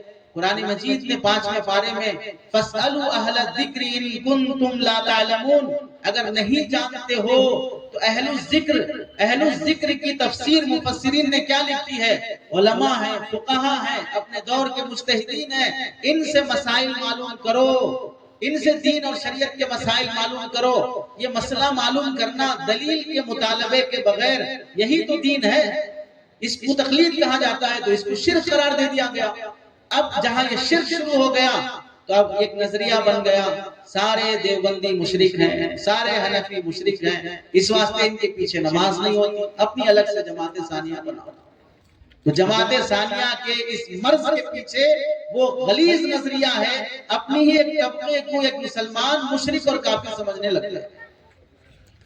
ہاں، خود جب ابن تیمیہ کے فتوے بغیر دلیل کے پیش کرے، بن باز کے فتوے بغیر دلیل کے پیش کرے، ابن عثیمین رحمت اللہ علیہ کے فتوے بغیر دلیل کے پیش کرے، اور فتاوی اہل حدیث 4-3 جلدوں میں لکھی ہوئی اس میں جو فتاوی موجود ہیں بغیر حدیث اور حوالے کے، اس کو اگر مان لیں وہاں کوئی شرک لازم نہیں آئے گا، وہاں کوئی مشرک نہیں بنے گا، وہاں کوئی دلیل نہیں ہے۔ اس دلیل کے بغیر بھی اس فتوے کو میں مان رہا ہوں، بیٹھے بیٹھے ابھی کوئی آدمی فتاوی اہل حدیث کا گوگل پہ سرچ کر کے دکھا لے، کتنے فتوے وہ آئیں گے جس کے پیچھے نہ قرآن کی آیت ہے نہ کوئی حدیث موجود ہے۔ وہ فتویٰ صحیح ہے کہ غلط ہے؟ ظاہر سی بات ہے، جہاں ہم مسائل اپنے علماء سے پوچھتے ہیں وہ دلیل کے مطالبے کے بغیر پوچھتے ہیں، ضرورت نہیں پڑتی ہے۔ اس کو تقلید کہا جاتا ہے، لیکن اس کو شرک کا نام دے دیا گیا، مشرک قرار دے کر اپنی ایک چھوٹی سی جماعت بنا لی گئی، فقہا اکرام پر سے اعتماد اٹھایا گیا۔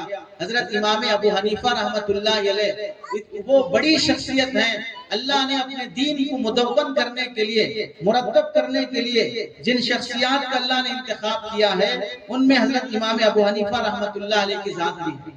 آپ حضرت سے متعلق دیکھیں، امام ابو حنیفہ رحمۃ اللہ علیہ کی شان اور ان کی فقاہت سے متعلق دو چار باتیں عرض کر کے اپنے بات ختم کی جائے گی۔ یہاں تقلید کی جو بات آ رہی تھی، ایک امام کو ماننا ہے کہ چار امام کو ماننا؟ شروع زمانہ وہ تھا جہاں کوئی امام نہیں تھا، جیسے کوئی امام بخاری نہیں تھے، کوئی امام مسلم نہیں تھے، کوئی امام ترمذی نہیں تھے، کوئی امام نہیں تھا، کوئی حدیث کی کتاب نہیں تھی، ویسے کوئی فقہ کا مسلک نہیں تھا۔ بعد میں فقہ آئے، فقہ کے بعد محدثین آئے۔ محدثین میں سے کوئی محدث ایسا نہیں گزرا ہے جو کسی امام کی تقلید نہ کرتا تھا۔ محدثین 500 سال کے بعد اپنی کتابوں کو مدون اور مرتب کیے ہیں۔ چوتھی صدی کے ختم کے بعد 5ویں صدی شروع ہونے پر حدیث کی کتابیں مرتب ہوئی ہیں، اور دوسری صدی میں ہی فقہ کی تدوین شروع ہو گئی۔ 150 ہجری میں امام ابو حنیفہ دنیا سے رخصت ہو گئے۔ 150 ہجری میں رسول اللہ صلی اللہ علیہ وسلم کے دنیا سے پردہ فرمانے کے 70-80 سال کے بعد ہی امام ابو حنیفہ پیدا ہو گئے۔ تو فقہ کا کام نبی علیہ السلام کے دنیا سے پردہ فرمانے کے بعد صحابہ کی حیات میں ہی مرتب ہونا شروع ہو چکا۔ امام ابو حنیفہ رحمۃ اللہ علیہ کی کئی صحابہ سے ملاقات ثابت ہے، تابعی ہونا علماء نے لکھا ہے۔ چنانچہ دیکھیں امام ابو حنیفہ رحمۃ اللہ علیہ کے تابعی ہونے سے متعلق بعض ایک عالم دین ہے حضرت امام یافعی رحمۃ اللہ علیہ، انہوں نے لکھا امام یافعی حنفی مسلک کے نہیں ہیں، یہ شافعی مسلک کے ہیں۔ شافعی مسلک کے ہیں۔ امام ابو حنیفہ رحمۃ اللہ علیہ کے متعلق لکھتے ہیں، امام ابو حنیفہ نے 4 صحابہ سے خصوصاً ملاقات کی۔ نمبر 1 انس بن مالک رضی اللہ تعالیٰ عنہ جو بصرہ میں مقیم تھے، حضرت عبداللہ بن ابی اوفا رضی اللہ تعالیٰ عنہ جو بصرہ میں کوفہ میں مقیم تھے، حضرت سہل بن سعد رضی اللہ تعالیٰ عنہ جو مدینہ میں مقیم تھے، حضرت ابو طفیل عامر بن واثلہ رضی اللہ تعالیٰ عنہ جو مکہ مکرمہ میں مقیم تھے۔ ان صحابہ سے ان کی ملاقات ثابت ہے۔ اللہ کے نبی علیہ السلام نے اپنے زمانے کو خیر القرون کہا، تابعین کے زمانے کو خیر القرون کہا، تابع تابعین کے زمانے کو خیر القرون کہا۔ یہ امام ابو حنیفہ خیر القرون، بہترین زمانے والے شخصیت ہیں۔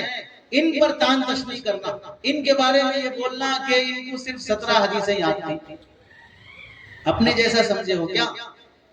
ہم گئے وہاں ڈرائیور بن کے تو امام ابو حنیفہ کو بھی ڈرائیور سمجھے ہو کیا؟ ہم گئے وہاں پر پوچھا مارنے کے لیے تو اپنے جیسا سمجھے ہیں؟ امام ابو حنیفہ رحمۃ اللہ علیہ کی تاریخ میں لکھا ہے کہ 4000 ان کے پڑھانے والے اساتذہ تھے۔ 4000 اساتذہ ان کے پڑھانے والے تھے۔ جو 4000 علماء سے پڑھا ہو، اگر ایک ایک عالم سے بھی ایک ایک حدیث سیکھ لے تو 4000 حدیثیں تو ویسے ہی ہو گئی، اور آدھے کر کے 2000 حدیثیں تو ویسے ہی ہو گئی۔ اور کیا امت کے طبقے نے آج تک بھی امام ابو حنیفہ کو مجتہد مطلق مانا ہے کہ نہیں مانا ہے؟ مجتہد مطلق کا مطلب یہ ہوتا ہے قرآن حدیث سے ڈائریکٹ مسائل سمجھ کر امت میں بتانے کی صلاحیت، ڈائریکٹ قرآن حدیث سے سمجھنے کی صلاحیت۔ وہ صلاحیت والا پوری دنیا نے امام ابو حنیفہ کو مانا ہے، اور جب وہ قرآن حدیث سے ڈائریکٹ مسائل سمجھ کر بتا سکتے ہوں تو جس کو 17 حدیثیں یاد ہیں وہ مجتہد مطلق بن جاتا ہے، تو پھر امام بخاری کیا ہونا چاہیے؟ تو میرے اور آپ کے جیسا کیا ہونا چاہیے؟ مکتب کا بچہ جو چہل حدیث یاد کرتا ہے اسے کیا ہونا چاہیے؟ کتنی بے وقوفی کی بات ہے، جو اس منصب سے پہنچے اسے صرف 17 حدیثیں یاد ہو، اور پھر یہ غلط فہمی پھیلانا۔ امام ابو حنیفہ رحمۃ اللہ علیہ نے فرمایا اذا صح الحدیث فهو مذهبی، حدیث اگر صحیح مل جائے تو اسے میرا مذہب سمجھو اور میری رائے اور میری بات کو دیوار پر دے مارو۔ یہ امام ابو حنیفہ رحمۃ اللہ علیہ نے ہی نہیں فرمایا، امام شافعی نے بھی فرمایا، امام مالک نے بھی فرمایا۔ ہر دیانتدار عالم یہی کہتا ہے میری بات حدیث کے خلاف نہیں ہے، حدیث کے خلاف ہوگی تو میری بات کو دے مارو۔ اس کا مطلب کیا ہے؟ توڑ مروڑ کر مکر اور چال بازی کے ساتھ پیش کیا جاتا ہے۔ کیسے؟ ایک طرف صحیح حدیث لائیں، ایک طرف امام ابو حنیفہ کی رائے لائیں۔ بے وقوفی یہ ہے ایک طرف جب صحیح حدیث لا رہے ہو تو دوسری طرف بھی حدیث لاؤ نا. تقابل حدیث کا حدیث سے ہوتا ہے، تقابل حدیث کا رائے سے نہیں ہوتا ہے. یہ خود بے وقوفی ہے. ایک طرف اتوار کا دن ہے، دوسری طرف پیر کا دن ہے، تو آج کون سا دن ہے، اتوار ہے کہ پیر ہے؟ یہ سوال صحیح ہے، لیکن سوال کیسے ہو رہا ہے؟ ایک طرف پوچھ رہے ہیں آج اتوار ہے یا دسمبر کا مہینہ ہے. ارے بے وقوف ہو کیا؟ اتوار بھی ہو سکتا ہے، دسمبر کا مہینہ بھی ہو سکتا ہے. یہ سوال ہی غلط ہے. یہ تعارض لانا، ایک طرف حدیث لایا، دوسری طرف امام ابو حنیفہ کی رائے لایا. امام ابو حنیفہ کی رائے کے پیچھے جو حدیث ہے اس حدیث کو کیوں نہیں لا رہا ہے؟ وہ حدیث پیش نہیں کرتا ہے. یہ خود مکر ہے. دوسری بات، جو کوئی بندہ یہ کہتا ہے کہ اگر میری رائے حدیث کے خلاف ہو اسے دیوار پہ دے مارو، اس کا مطلب کیا ہو؟ اسے سمجھنے کے لیے ہم دیکھیں، جو آدمی اپنی بات میں 100% یقین رکھتا ہے اور سامنے والا اسے جھوٹ سمجھ رہا ہے کہ بھئی آپ ڈاؤٹ ہے آپ کی بات میں مجھے، تو کیا بولے گا؟ اگر میری بات غلط ہے تو میں اپنے باپ کی اولاد نہیں، میری بات غلط ہے تو میرا نام بدل دو، میری باپ کی اولاد ہے میری بات غلط ہے تو میں اپنا سر مڈا لوں گا، میری بات غلط ہے تو میں اپنی آدھی پونچھ کٹا لوں گا. یہ سب جو بول رہا ہے کس لیے بول رہا ہے؟ آدھے گھنٹے کے بعد نسب بدلنے کے لیے بول رہا ہے کہ میں اپنی باپ کی اولاد نہیں ہوں، فلاں کی اولاد ہوں، میرا نسب بدل دو. یا مونچھ کٹانے کے لیے بول رہا ہے. یہ جو بول رہا ہے اپنے بات میں پختگی لانے کے لیے بول رہا ہے کہ میری بات 100% صحیح ہے، غلط نہیں ہو سکتی، حدیث کے خلاف نہیں ہو سکتی. یہ تاکید پیدا کرنے کے لیے بول رہا ہے. تو امام ابو حنیفہ رحمۃ اللہ علیہ کا یہ فرمانا کہ میری یہ بات حدیث کے خلاف ہو تو دیوار پر دے مارو، مطلب یہ ہے ہو ہی نہیں سکتی میری بات حدیث کے خلاف، کیونکہ ہم نے قرآن حدیث کی تحقیق تشریح کے بعد ریسرچ کے بعد ہی مرتب کیا جو کچھ بھی کیا. اور تیسری بات، اگر مان بھی لیا جائے کسی امام کی بات قرآن حدیث کے خلاف ہمیں نظر آ رہی ہے تو یہ قرآن حدیث کے موافق ہے یا اس کے خلاف ہے، یہ سوچنے کی صلاحیت مچھلی بیچنے والے کو، ڈرائیور کو، پنچر ڈالنے والے کو، کپڑے سینے والے کو، بھینڈی بیگن بیچنے والے کو، بال بنانے والے حجام کو، ان کو یہ کیپیسٹی ہے کہ وہ لوگ امام ابو حنیفہ کی رائے اور حدیث صحیح کا تقابل کر کے صحیح غلط کا فیصلہ کر سکیں. ناسخ منسوخ کا علم ہے، تطبیق کا علم ہے، ترجیح کا علم ہے، کون سی حدیث کس سے معارض ہے، تعارض کا علم ہے، اصول حدیث پڑھا ہے. تو یہ تعارض سمجھنا تو اس کا کام ہے جو فقاہت رکھتا ہے، جو اجتہاد کی صلاحیت رکھتا ہے. میں ایرا گرا اٹھ کر یہ بولنے لگ گیا کہ حدیث یہ ہے، امام ابو حنیفہ کی رائے یہ ہے. رائے اور حدیث کا تعارض سمجھنے کے لیے بھی تو عقل چاہیے. وہ عقل پڑھے لکھے لوگوں کے پاس ہوتی ہے، ڈرائیور اور کنڈکٹر کے پاس نہیں ہوتی ہے. ہر چائے بیچنے والا وزیر اعظم، ہر کنڈکٹر سی ایم نہیں ہو سکتا، چاہے زندگی بھر چائے بیچتے رہو. ایسے ہی ہر آدمی جو ڈرائیونگ کر رہا ہو، ہر آدمی جو اپنے بزنس میں لگا ہوا ہو، وہ مجتہد اور فقیہ نہیں ہو سکتا ہے. ہم کہنا یہ چاہتے ہیں اس طرح کے انتشار کے ذریعے سے امت جو اصل فتنوں سے مقابلہ کرنا ہے، ایمان پر ڈاکے ہیں، ختم نبوت پر ڈاکے ہیں، لڑکیاں مرتد ہو رہی ہیں، شراب عام ہو رہی ہے، سود اور زنا عام ہو رہا ہے، ان سب چیزوں سے امت بہک رہی ہے. اس پر توجہ کے بجائے وہ مسائل جن مسائل میں ساری امت مسلمہ اولا غیر اولا، افضل غیر افضل کے مسائل ہیں، اس پر توڑ دیا امت، اس پر فتنہ اور انتشار پیدا کر دیا. مسلکیں الگ بن گئی، مسجدیں الگ بن گئی، رشتے الگ ہو گئے، ایک دوسرے کو مشرک کہنے پر تل گئے. آج بھی اٹھا کر دیکھ لیں، تازہ 8-10 دن کا فتویٰ علماء عرب کا جو شائع ہوا ہے، ویڈیو میں وہاں کے عالم عرب کا فتویٰ ویڈیو میں آیا ہے. انہوں نے خود فرمایا، عربی زبان میں انہوں نے کہا ہے کہ 4 مسلکوں میں سے کسی ایک مسلک کی تقلید امت پر واجب ہے. 10 دن کا پہلے کا فتویٰ ہے عالم عرب کا. اب کہہ دو ان کو بھی مشرک، علماء عرب کو بھی مشرک کا فتویٰ دے دیا جائے. ہم پڑھے نہیں ہیں، قرآن حدیث کوئی معمولی چیز نہیں ہے، اس کی گہرائی معمولی نہیں ہے. اسی واسطے علماء نے ایک مسلک سے دوسرے مسلک میں جانے کے سلسلے میں سخت تاکید فرمائی ہے کہ کسی کو اجازت نہیں ہے آج اس مسلک پہ چلا کل اس مسلک پہ چلا، اپنی منمانی سے کبھی اس پر تان تشنی کیا کبھی اس پر تان تشنی کیا. یہ امت میں بڑا فتنہ ہے، اپنے اسلاف کے فہم پر اعتماد نہیں کرنا. ایک یہ ہے کہ میں قرآن حدیث سمجھا، ایک دوسرا یہ ہے کہ صحابہ نے قرآن حدیث سمجھا۔ اب آپ سمجھے میری سمجھ بڑی ہے یا صحابہ کی سمجھ بڑی ہے؟ جس کو تھوڑی بھی سمجھ ہے وہ کہہ سکتا ہے صحابہ کی سمجھ بڑی ہے، ہماری سمجھ بڑی نہیں ہے۔ اس سے نیچے آ جائیں، تابعین نے قرآن سمجھا، حدیث سمجھا، میں نے اور آپ نے قرآن حدیث سمجھا، ہماری اور آپ کی سمجھ بڑی ہے یا تابعین کی سمجھ بڑی ہے؟ تابعین کی سمجھ بڑی ہے۔ اس سے نیچے آئیں، تبع تابعین نے قرآن حدیث سمجھا، میں نے اور آپ نے قرآن حدیث سمجھا، میری اور آپ کی سمجھ بڑی ہے یا تبع تابعین کی سمجھ بڑی ہے؟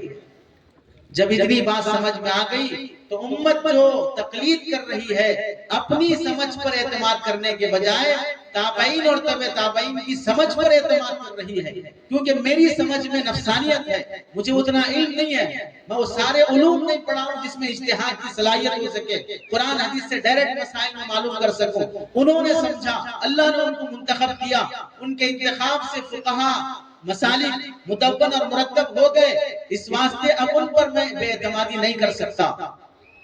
یہ مطلب ہے فقہ حنفی کا، فقہ شافعی کا، فقہ مالکی کا، جو بھی تقلید کر رہے ہیں اپنی فہم پر اعتماد کرنے کے بجائے صحابہ اور تابعین اور تبع تابعین کی فہم پر اعتماد کرنا، اس واسطے مسائل سے متعلق اپنے علماء سے جڑے رہیں، اپنے اسلاف پر اعتماد بحال رکھیں، بدگمانی اور بدزبانی اپنے اسلاف سے نہ کریں، امت میں انتشار کا ذریعہ نہ بنے، چھوٹی چھوٹی باتیں، وہ مسائل جو حلال حرام کے نہیں ہیں، اولا غیر اولا کے ہیں، افضل غیر افضل کے ہیں، ان مسائل کی وجہ سے امت میں انتشار اختلاف کا ذریعہ پیدا ہونے نہ دیں، اپنے دین کو اپنے مستند علماء سے سیکھنے کی کوشش کریں۔ اللہ سے دعا ہے کہ اللہ تعالیٰ ہمیں عمل کی اور سمجھ کی اور اپنے اپنے مسلک پر جمع رہنے کی توفیق نصیب فرمائے، گمراہ طبقوں اور گمراہ فتنوں سے اللہ ہم سب کی اور ہمارے خواتین کی حفاظت فرمائے۔ آمین، وآخر دعوانا الحمدللہ رب العالمین۔